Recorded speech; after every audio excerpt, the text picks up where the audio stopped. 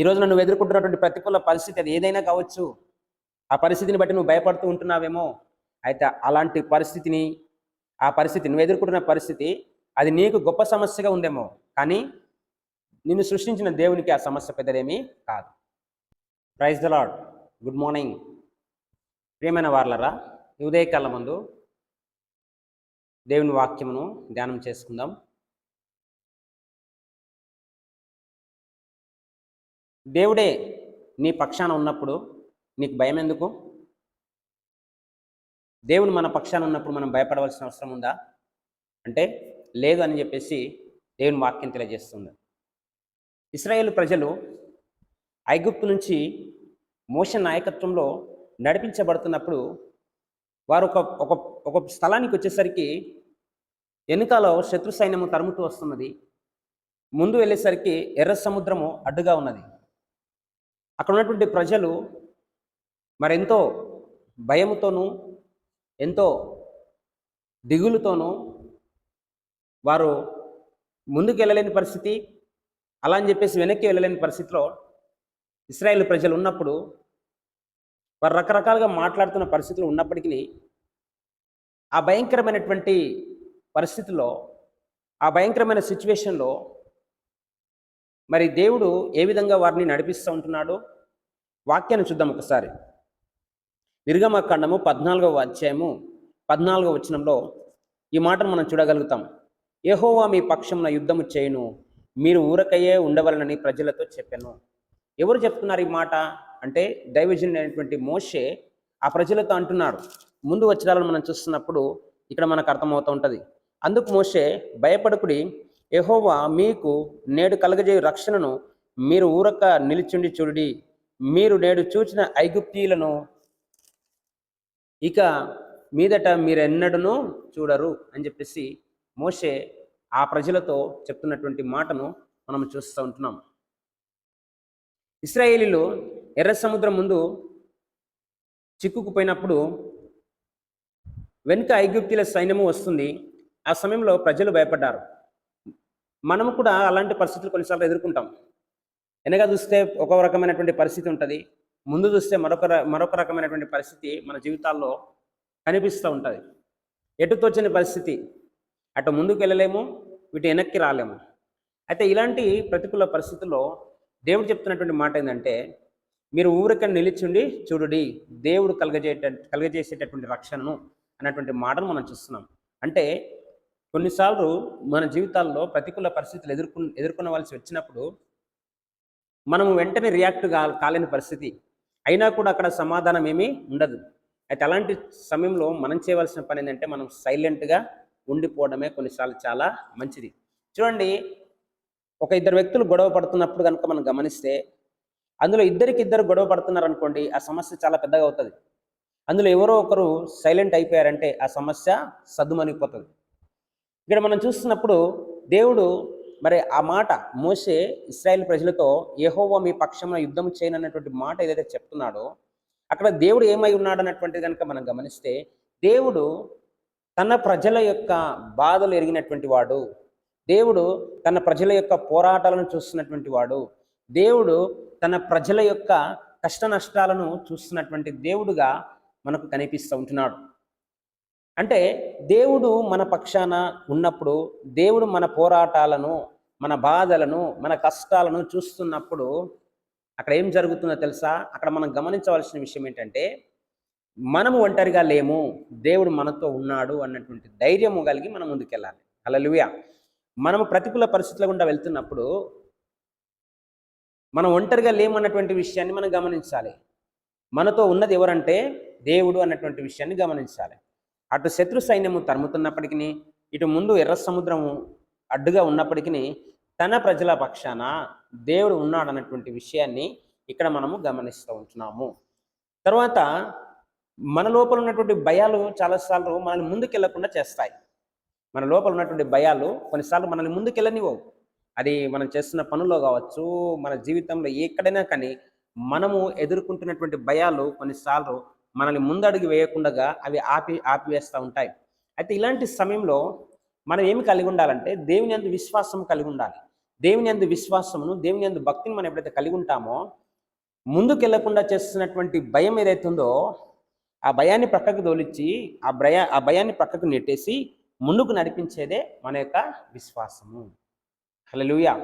So దేవుని యందు మనం ఎప్పుడైతే విశ్వాసము కలిగి ఉంటామో ఆ విశ్వాసము మనల్ని ముందుకు నడిపిస్తుంది. మనం ఎదుర్కొంటున్నటువంటి భయాలను అధిగమించేటట్లు చేస్తుంది దేవుని యందలి విశ్వాసం. మోషే ఆ ఇశ్రాయేలు ప్రజలతో ఈ మాట చెప్తున్నప్పుడు గమనించవలసిన విషయం ఏంటంటే, దేవుని పట్ల ఆ ప్రజలకు మోషే విశ్వాసాన్ని చూపెడుతున్నట్లుగా, విశ్వాస స్ఫూర్తిని వారికి కలగజేస్తున్నట్లుగా మనం చూస్తున్నాం. మీరు ఊరికి నిలిచిండి చూడండి, దేవుడు గొప్ప కార్యాన్ని చేస్తాడు అని చెప్పేసి ఆ మోషే ఇశ్రాయేలు ప్రజలతో మాట్లాడుతున్నట్లుగా మనం చూస్తూ ఉంటున్నాం. దేవుని యొక్క కార్యాలు ఎలా ఉంటాయి అంటే, సరియైన సమయంలో ఒక నిమిషం అటు కానీ ఒక నిమిషం ఇటు కానీ జరగకుండా సరి అయిన సమయంలోనే దేవుడు గొప్పగా తన కార్యాలు జరిగిస్తాడు అనే విషయాన్ని మనం ఇక్కడ గమనించగలుగుతాం. ఒకవేళ వారు అనుకోవచ్చు, ఇంకా ఎప్పుడు దేవుడు కార్యం చేస్తాడు, వారు వెనకాల తరుముతూ ఉంటున్నారు, ముందు ఎర్ర సముద్రం ఉంది, మధ్యలో మేమున్నాము, ఇక్కడ మేము చనిపోవడానికా వచ్చింది, ఇంకెప్పుడు దేవుడు జవాబు ఇస్తాడు అన్నటువంటి ప్రశ్న ఆ ప్రజలలో వచ్చిండొచ్చు గాక. వారు అంటారు, మమ్మల్ని ఇక్కడ చంపడానికి తీసుకొచ్చామని కూడా అంటారు, వాక్యంలో మనం చూస్తాం. అయితే దేవుని సమయం వేరు, మన సమయం వేరు, మన ఆలోచన వేరు, దేవుని ఆలోచన వేరు. ప్రియమైన వారలారా, ఈ ఉదయకాలం మంది మాట వింటున్నటువంటి నీ జీవితంలో దేవుడు తగిన సమయంలో నీ పక్షాన యుద్ధము చేస్తాడు. ఆయనకంటే ఒక టైం ఉంది నీ జీవితంలో, లేదా నువ్వు ఎదుర్కొంటున్నటువంటి యుద్ధంలో నువ్వు ఎదుర్కొంటున్నటువంటి ప్రతికూల పరిస్థితిలో ఆయన ఎప్పుడు దిగి రావాలో, ఎప్పుడు యుద్ధం చేయాలో, ఎప్పుడు నిన్ను విడిపించాలో, ఎప్పుడు నిన్ను నడిపించాలో ఆయనకు బాగా తెలిసినటువంటి దేవుడు. కాబట్టి ఈ ఉదయకాలం నందు దేవునికి నీ పరిస్థితి తెలియదు అనుకోకు, లేదా నువ్వు ఎదుర్కొంటున్నటువంటి ఆ యుద్ధం ఏదైతే ఉందో నీ జీవితంలో అది దేవునికి తెలియదు అనుకోకు. ఇశ్రాయేల్ ప్రజలు తరుముతున్న సంగతి దేవునికి తెలుసు, ముందు ఎర్ర సముద్రం ఉన్న సంగతి దేవునికి తెలుసు, మధ్యలో తన ప్రజలు ఉన్న సంగతి దేవునికి తెలుసు. కానీ ఆ ప్రజల యొక్క బాధలు చూసిన దేవుడు, ఆ ప్రజలు ఎదుర్కొంటున్న సమస్యలు చూసిన దేవుడు వారిని ఆ సమస్యలను ముంచివేయలేదు, వారిని ఆ సమస్యలను విడిచిపెట్టలేదు, ఆ సమస్యల నుంచి బయటికి దేవుడు నడిపించాడు. ఈ ఉదయకాలం నందు ఈ మాటలు వింటున్నటువంటి ప్రియమైన వారలారా, నీవు కూడా వెనుక చూస్తే ఒక రకమైన పరిస్థితి, ముందు చూస్తే ఒక రకమైన పరిస్థితి, జవాబు లేని పరిస్థితి, నెమ్మది లేని పరిస్థితి ఒకవేళ నీ ఉదయకాలం మందు నువ్వు అనుభవిస్తున్నావేమో. అయితే నీతో ప్రభు చెప్తున్న మాట ఏందో తెలుసా? 14వ అధ్యాయం 14వ వచనం, యెహోవా మీ పక్షమున యుద్ధము చేయును. నీ పక్షమున దేవుడు కార్యం చేయడానికి ఆయన ప్రతిదీ సిద్ధపరుస్తూ ఉంటున్నాడు. ఎప్పుడు వస్తుందో జవాబు, ఎప్పుడు నేను బయటపడతాను అనుకుంటున్నావేమో, నీ కొరకు ఆయన కార్యము చేస్తూ ఉంటున్నాడు. అది తగిన సమయంలో ఆ కార్యము దేవుడు తలపెడతాడు. తలపెట్టిన కార్యం నీ పక్షాన ఖచ్చితంగా జరుగుతుంది. జరిగిన రోజున నువ్వు సంతోషంగా నువ్వు ముందుకు వెళ్ళగలుగుతావు. ఇశ్రాయేలు ప్రజల పక్షాన దేవుడు కార్యం చేసినప్పుడు వారు అలాగే వెళ్ళారు. శత్రు సైన్యాన్ని అంతా కూడా దేవుడు సముద్రంలో ముంచివేసేసాడు. మోషే అంటాడు, ఇప్పుడు చూస్తున్న ఐగుప్తుని ఇక మీదట మీరు మరెన్నడూ చూడరు అని చెప్పేసి. ఈరోజు నువ్వు ఎదుర్కొంటున్నటువంటి ప్రతికూల పరిస్థితి అది ఏదైనా కావచ్చు. ఆ పరిస్థితిని బట్టి నువ్వు భయపడుతూ ఉంటున్నావేమో. అయితే అలాంటి పరిస్థితిని, ఆ పరిస్థితి నువ్వు ఎదుర్కొంటున్న పరిస్థితి అది నీకు గొప్ప సమస్యగా ఉందేమో, కానీ నిన్ను సృష్టించిన దేవునికి ఆ సమస్య పెద్దదేమీ కాదు. ఆయన విడిపించగలడు, ఆయన నిన్ను నడిపించగలడు, ఆయన నిన్ను నిలబెట్టగలడు. ప్రియమైనటువంటి వారలారా, కాబట్టి ఈ ఉదయకాలం నందు నీ పక్షాన దేవుడు ఉండగా భయం ఎందుకు? నీ పక్షాన నిన్ను సృష్టించిన సృష్టికర్త ఉండగా నీకెందుకు భయం? పరిస్థితులు నిన్ను భయపెడుతున్నాయా? అయితే ప్రభు వైపే చూడాలి. పరిస్థితులు నీకు ప్రతికూలంగా మారినాయా? ప్రభు వైపే చూడాలి.